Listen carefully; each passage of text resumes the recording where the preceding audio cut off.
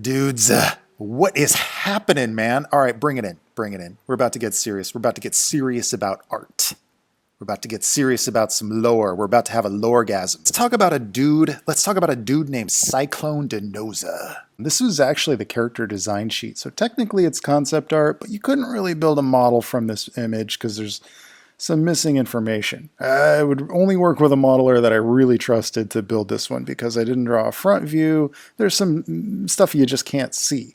But let's talk about the character. Let's talk about what the heck is a Cyclone Denoza? What is that? And like, what kind of a name is that anyway? So Cyclone Denoza is one of the three brothers of the Magma Unit. And these dudes, originally Bali Kajaa. You can see what he looked like before his transformation, roughly. He's that tiny little cute little dude down in the bottom left corner there. And these guys were these fuzzy little red panda type dudes. And they live out in these in the frozen mountain. They're sort of guardians of the Dragon Gate. And this is where they chose to set up shop because it's sort of way out. It's like a Himalayas kind of a thing, you know? It's way out, it's cold, and these dudes can handle the cold. So they built this like kung fu like fortress up there, the Sky Temple.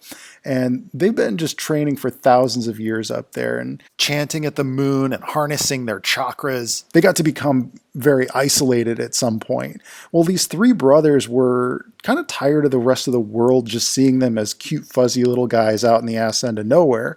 So when they came across this sort of a genie, it offered them three wishes. They each wished for great power.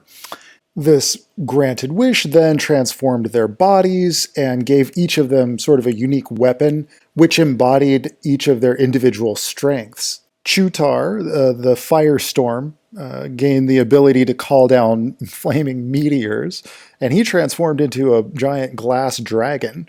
And then there's Cartouche, the arrow, which you've probably seen on my YouTube channel before. Well, he was granted a gauntlet, a bladed gauntlet, and incredible speed. Therefore, he became known as the Arrow. And of course, then there's Cyclone Denoza, who was granted these twin flaming blades. So the three brothers returned back to the Sky Temple, and you know, as I said, they were somewhat fed up with sort of being small fries in the world of Kung Fu. They wanted to share their power with the rest of the world. But the rest of the Bali Kajaa weren't having it. They shut them down and imprisoned them. But that really wasn't a good idea because these dudes basically just busted out, way too powerful to be contained in like puny little holding cells. And they started a revolt, basically. They threatened the entire mountain and all of the villages surrounding it.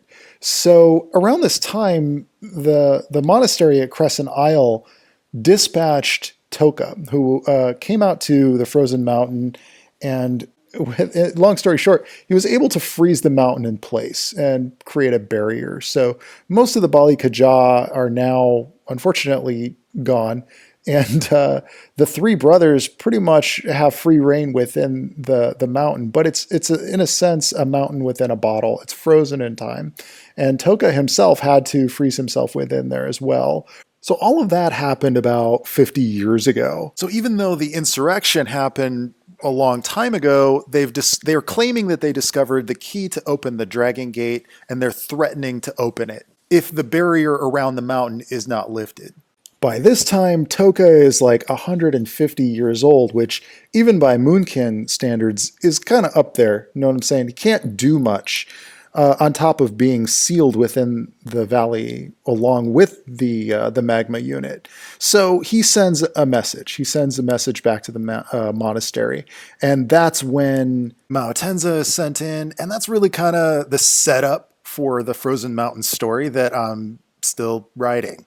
But if you're interested in reading more about the Frozen Mountain and the Magma Unit and Toka and Mao Tenza's mission to unfreeze the mountain or stop the revolution, you can swing on over to Gumroad and pick up my World of Twilight Monk art book. It's an art book, but it's more of a compendium because you're going to read short stories, synopses.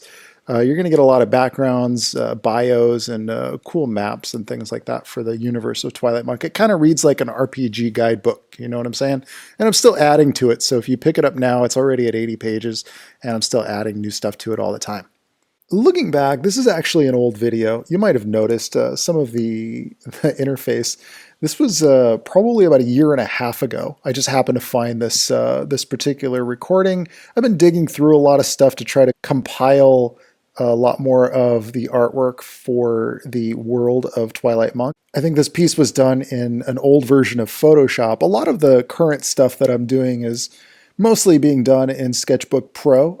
I just kind of prefer it for what I'm doing right now. I've been having a lot of fun with YouTube, posting almost daily recently. And sometimes it gets a little jokey, and sometimes it's a little bit more of this kind of stuff. And sometimes it's just, straight up drawing tips for Sketchbook Pro and Photoshop. And then, of course, every now and then I'm going to do something that pisses everyone off. And that's... that's one thing you gotta know about me is, dude, I when I get bored and then I just switch it up, and every time I switch it up, I notice like a lot of people leave, but then more people come in. I don't know. I don't really want to cater or anything like that. It's just whatever I feel like doing, and sometimes I'm just going to be just completely ridiculous, and sometimes I'm going to just play Metal Gear or something like that. But I've been making comics and doing like designing a concept art for games for like 25 years now. I mean, I got to keep it fresh. I got to keep doing weird shit just to keep it exciting for myself. So even YouTube itself is really just for me, just kind of an experiment, really. So I want to let you know, I really appreciate you stopping by. I really appreciate you putting up with some of my ridiculousness. But at the same time, I want to most importantly thank you for being so effing cool in the comment section. If you're an artist and you're looking at this and you're like, man, I want to be able to do that. I want to deconstruct Trent's brain. I want to see it in all its pieces, reassemble it and make it my own. You want to learn my skills is what I'm trying to say. Well, I can make that available for you in my box set of tutorials. You can swing on over to Gumroad to pick that up. It's in the text field. I put a link in the text field below the video. But dudes, remember, if you're going to draw a sleek Kung Fu martial arts master Bali Kajaa badass, draw a sleek, cool Kung Fu master Bali Kajaa badass with some freaking passion, man. Yeah!